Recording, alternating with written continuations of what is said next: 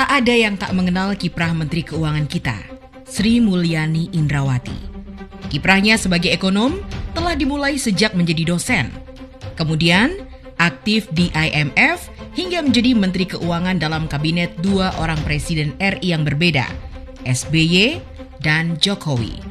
Meski sama-sama mengampu ekonomi, ada beberapa perbedaan besar era SBY dan Jokowi dalam kebijakan dan capaian ekonominya. Apa saja hal itu? Mari kita simak.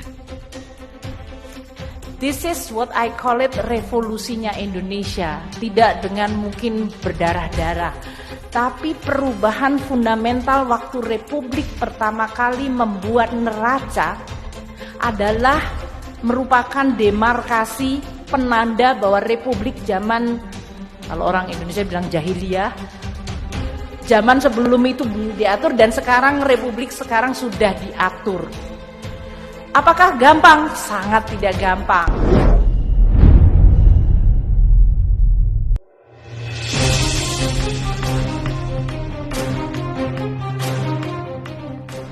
Saat SBY mulai menjabat Presiden RI, berkat Sri Mulyani, Indonesia mendapat dana 4,6 miliar dolar dari investasi langsung luar negeri. Tahun berikutnya meningkat menjadi 8,9 miliar dolar.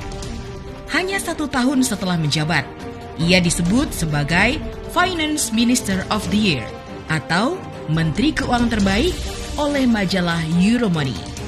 Karir sebagai Menq kemudian berakhir seiring dengan jabatan baru Sri Mulyani sebagai Direktur Pelaksana World Bank.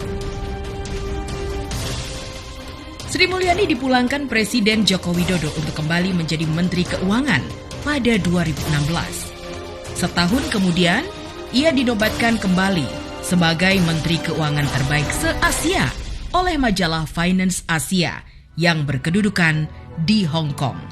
Ia juga dianggap mampu memperbaiki sistem perpajakan Indonesia lewat program Tax Amnesty. Saat itu, realisasi pembayaran tebusan pajak jauh melebihi proyeksi Bank Indonesia. Ketika ditanyakan tentang perbedaan era SBY dan Jokowi, Sri Mulyani menjawab tegas, "Saya benar-benar rasakan perbedaan dan tantangannya justru berasal dari teknologi."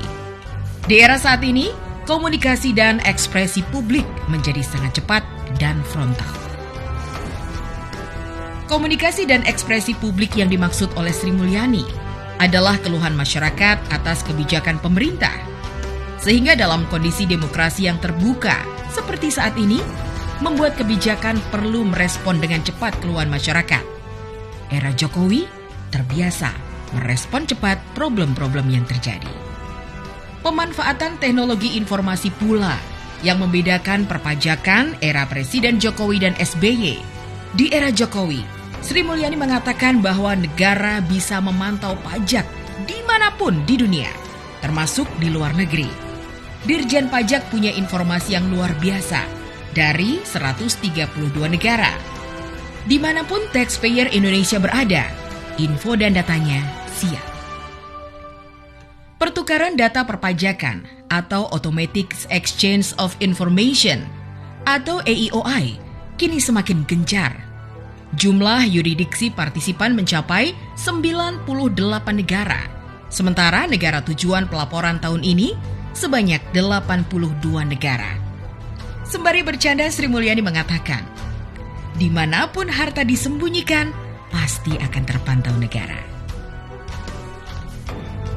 Di era Jokowi pula, Sri Mulyani begitu galak mengejar aset obligor atau debitur untuk penyelesaian utangnya pada negara dalam kasus BLBI. Total utang yang harus dibayarkan puluhan obligor menyentuh angka hingga 110,45 triliun. Sedangkan di era SBY, Sri Mulyani justru harus mengundurkan diri karena tekanan politik yang besar dari elit soal BLBI. Salah satu yang dihadapi Sri Mulyani adalah Siti Hardianti Rukmana alias Mbak Tutut. Mbak Tutut mendapat dana BLBI lewat 3 perusahaannya dengan total pinjaman